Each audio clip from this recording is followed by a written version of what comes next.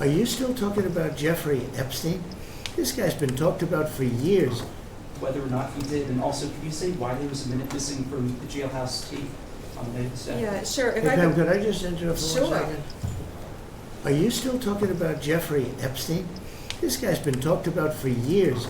You're asking, we have Texas, we have this, we have all of the things. And are people still talking about this guy, this creep? It's a lot That of is unbelievable.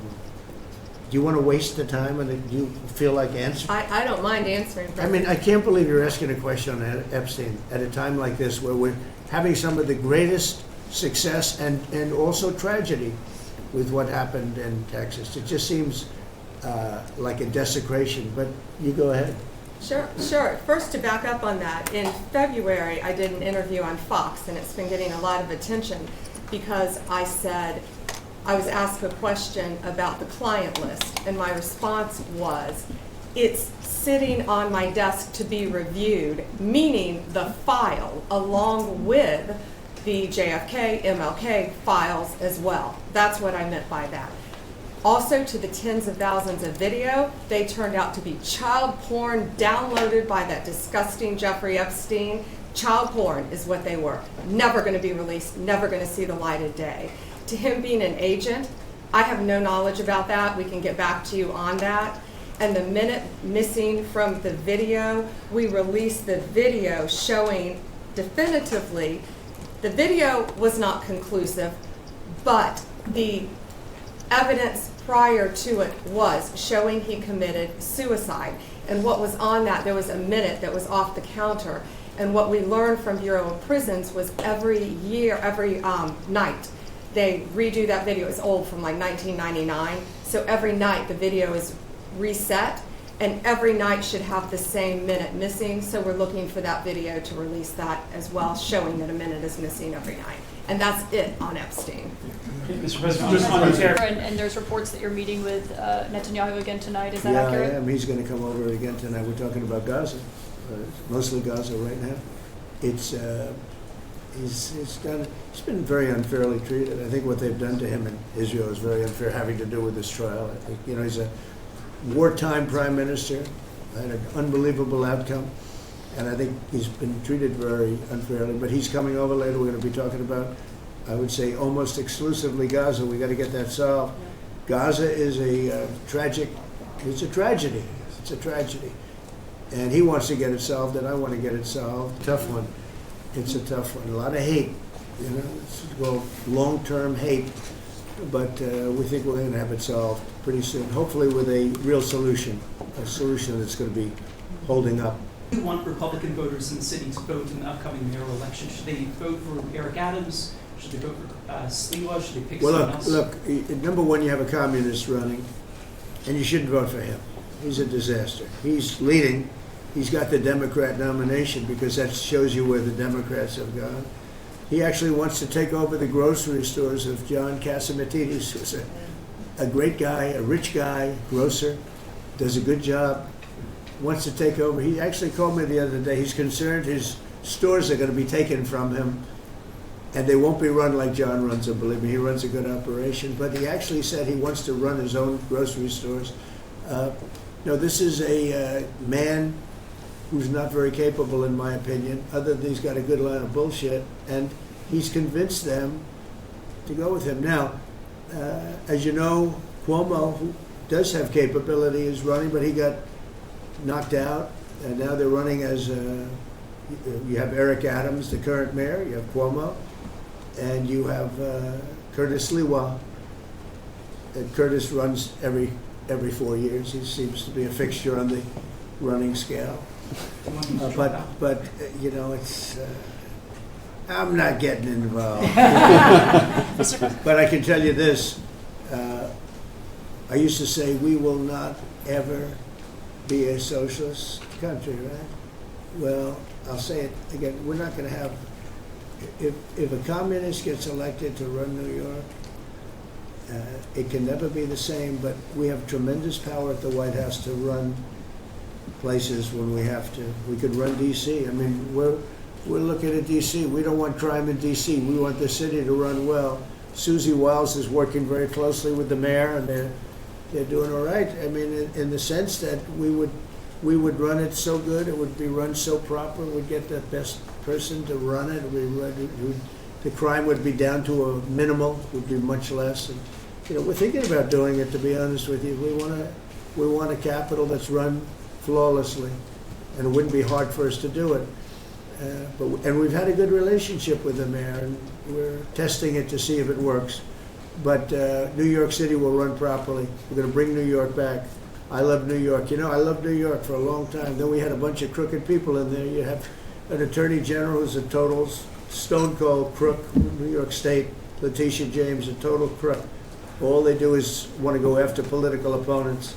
They do what's ever expeditious for them. She's the one that took out Cuomo because she wanted to run for governor, and then she ended up getting 1% of the vote. She polled at 1%. She dropped out, went back to attorney general. You have a lot of crooked things going on in New York. We're going to straighten out New York. Maybe we're going to have to straighten it out from Washington. But when I see a communist who has actually pretty much gotten a Democrat nomination, they also went to that new form of voting, which is a beauty. You go in there in third place, you come out in first. That's that form of voting that they have gone to. You know what I'm talking about. It's not too good. We're going to do something for New York. I can't tell you what yet, but we're going to make New York great again also. We're going to make it great again with the country. What we've done in this country in the last 6 months, nobody has ever seen it. And I told the story. Tariffs again on August 1st, you've said is the deadline. What incentives do countries have to negotiate? It seems that deadline keeps moving. It was April 2nd, now it's... We didn't move, no. It's always been August 1st, that's when we're paying. And a statement was put out today, and I put it out just to make it clear. It wasn't a change, it was August 1st. We don't change very much. Every time we put out a statement, they say, he made a change. I didn't make a change. A clarification, maybe. No, August 1st they pay. And everybody pays, everybody has to pay, and the incentive is that they have the right to deal in the United States. If they don't want to, they don't have to pay, and they don't have to deal here. But if they want to buy and make a lot of money and sell in the United States, they have to do that. If you go back and look at some of the good presidents, our country was the wealthiest, proportionately the wealthiest, from 1870 to 1913. It was an all-tariff country. We didn't have income tax. That came in in 1913. We had tariffs, and we had so much money we didn't know what to do with it. We had, we had a couple of presidents that were very, very strong. McKinley, I guess, more than anybody, but he was the tariff king. But he was very, very strong. It's sort of sad. He made a fortune for this country, became very rich, and then Teddy Roosevelt went out and vice president, and he spent the money. And they said Roosevelt was a great president. And let's say he was a great president, but the money was paid by McKinley with tariffs. Tariffs are charged by other countries at levels that are ridiculous. And I call those other countries, and every one of them is willing to give us everything now, by the way, just so you know.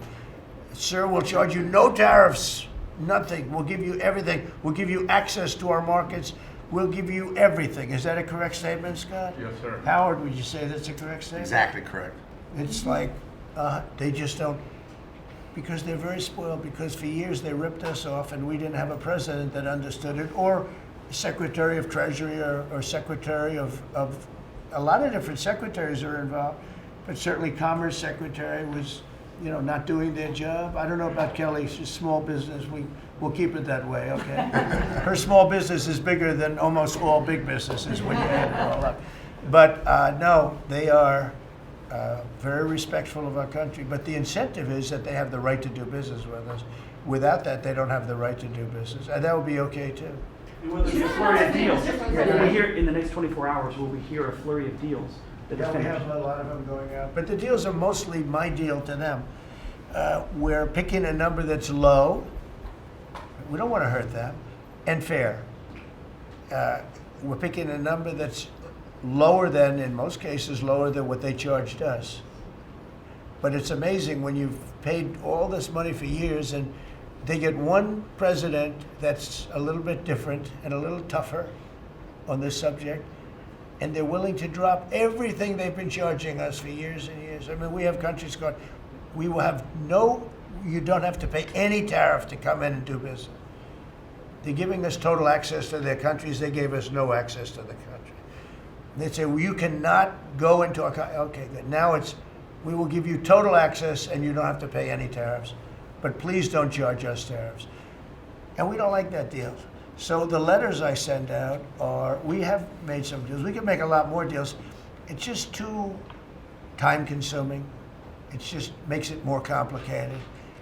And we can do things over the years too. You know, we're not hard line, but it's about time the United States of America started collecting money from countries that were ripping us off and laughing behind our back at how stupid we were.